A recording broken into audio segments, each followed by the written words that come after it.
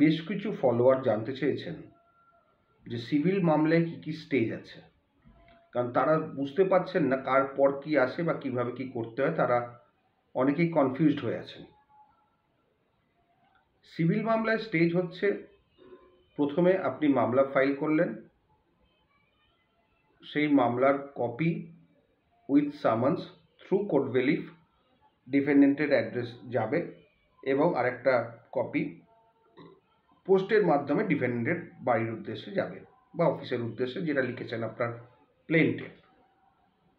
তারপর যদি defendant written সমন অ্যাকসেপ্ট করে নেয়, তাহলে তাকে 30 দিনের মধ্যে অথবা ম্যাক্সিমাম 120 দিনের মধ্যে তার জবাব ফাইল করতে হবে কোর্টের মধ্যে। যদি না করে বা না অ্যাপিয়ার করে সমন পাওয়ার পরেও, তাহলে তার এগেনস্টে এক্সপার্টি হিয়ারিং হবে এবং এক্সপার্টি হিয়ারিংয়ের সময় আপনি যদি প্রমাণ করতে পারেন আপনার কেস ঠিক এবং ডিফেন্ডেন্ট যেহেতু কোনো অপোজ করছে না, তাহলে কোর্ট ধরে নেবে আপনার ডকুমেন্টসগুলো ঠিক, আপনার বয়ানটা ঠিক, কিন্তু তার মধ্যে মিল থাকতে হবে, সত্যিটা কোর্টের কাছে প্রমাণ করতে হবে, তাহলে আপনি এক্সপার্টি ডিগ্রি পেয়ে যাবেন। এরপর যদি দেখা যায় ডিফেন্ডেন্ট সমন পেয়ে অ্যাপিয়ার করে যায়, তাহলে আর এক্সপার্টি ডিগ্রির ব্যাপার নেই। অ্যাপিয়ার করে গেলে ডিফেন্ডেন্টকে 30 থেকে 120 দিনের মধ্যে রিটেন স্টেটমেন্টটা ফাইল করে দিতে হবে। ফাইল করার পরে তারপর ইস্যু ফ্রেম হবে। ইস্যু ফ্রেম বলতে বোঝাচ্ছে আপনার প্লেন্ট এবং রিটেন স্টেটমেন্ট দেখে যে যে পয়েন্টের ওপর বিচার হওয়া উচিত সেই পয়েন্টগুলো জট ডাউন করে একটা কাগজে লেখা হয়। আপনাদের তরফে সাজেস্টেড ইস্যু ফাইল করা হয়, ডিফেন্ডেন্টও সাজেস্টেড ইস্যু ফাইল করে এবং কোর্ট সেই সাজেস্টেড ইস্যু দেখে বা প্লেন্ট এবং রিটেন স্টেটমেন্ট কনসিডার করে ইস্যু ফ্রেম করেন কোন কোন পয়েন্টের ওপর বিচার হবে, সেটাকে বলা হয় ফ্রেমিং অফ ইস্যু। তাহলে কি হলো? Filing of suit, written statement, thereafter framing of issue. এবার ইস্যু ফ্রেম করার পরে তারপর ডিসকভারি অফ ডকুমেন্টস হয়। অনেক সময় কেউ করে, কেউ করে না। ডিসকভারি অফ ডকুমেন্টস বলতে আপনার কাছে যা যা ডকুমেন্টস থ্রু অ্যাফিডেভিট জেরক্স দিয়ে কোর্টে ফাইল করতে হবে, আর অন্যরা ডিফেন্ডেন্টও তাই ফাইল করবে। তবে এই পলিসিটা এখন উঠে গেছে, যেহেতু মামলা ফাইলিংয়ের সময় already xerox copy of all documents প্লেন্টের সঙ্গে অ্যানেক্সচার করতে হয় বা রিটেন স্টেটমেন্টের সঙ্গে অ্যানেক্সচার করতে হয়। এই নিয়মটা হয়ে গেছে। এই নিয়মটা হয়ে গেলে সুতরাং তাহলে ডিসকভারির দরকার পড়ছে না। তাও অনেক কোর্ট এখন ডিসকভারি ডকুমেন্টসের জন্য ডেট রাখে।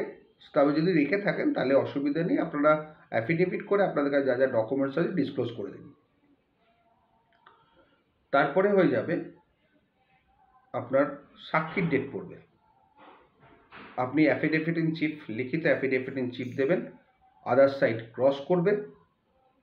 তারপরে যদি রি এক্সামিনেশনের প্রয়োজন হয় তাহলে আপনি রি এক্সামিনেশনের তো কোর্টের কাছে দরখাস্ত করতে পারেন, সেটা অ্যালাউ করলে আপনার রি এক্সামিনেশন হবে।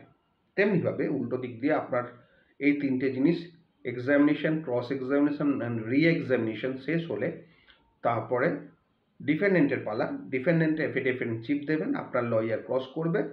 তারপর যদি ডিফেন্ডেন্ট মনে করে রি এক্সামিনেশন করাবেন তাহলে সেই মর্মে অ্যাপ্লিকেশান করতে হয় কোর্টের কাছে। তবে রি এক্সামিনেশন কোর্ট অ্যালাউ করতেও পারে, নাও করতে পারে, এটা কোর্টের ডিসক্রিপশন, এটা কিন্তু মাথায় রাখবেন। এই এক্সামিনেশনটা শেষ হলো, তারপরে শুরু হয় আর্গুমেন্ট।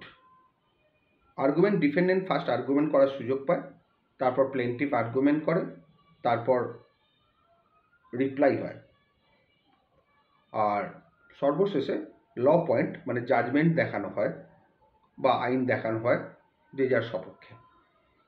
এই কয়েকটা স্টেজ।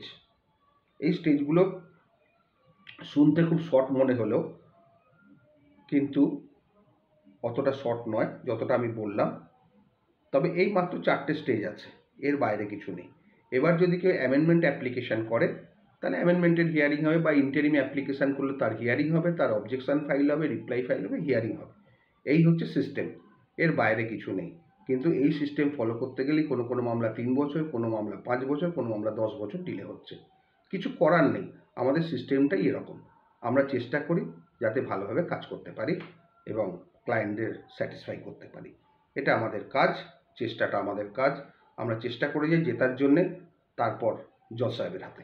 ভালো থাকবেন।